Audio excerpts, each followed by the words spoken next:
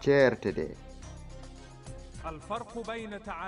ceerte hakkunde jangde almasihu e jangde muhammad helle ceertal hakkunde funange e hirnange ni jangiɗaade ɗumen ena laaɓtina wonde en jogaake lasli gooto hutaare lundir.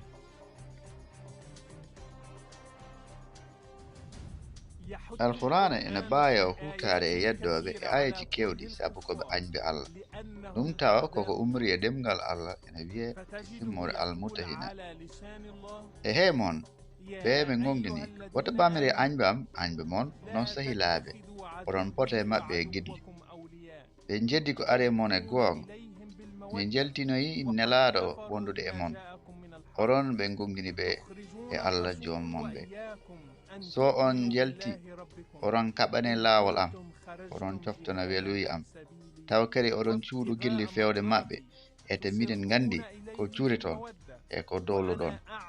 kala e mon baɗɗo ɗum o majji fodde laawol.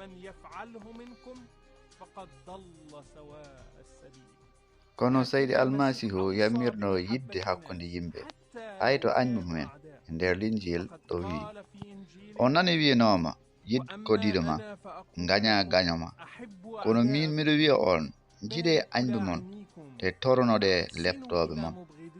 beele oɗon laato ɓiɓɓe baaba mon gonɗo asaman o gatti no fudnirte nague dow moƴƴuɓe ni ko noon no fudnirte nge e dow bonɓe no toɓɓirte e dow fewɓe ko noon toɓɓirte e dow oñiɓe so tawi jiɗe toon tan ko yiɗɓe mon holko waɗi oɗon damino hen jeenaade. jangde Muhammed bamti gañumto maako e dow añɓe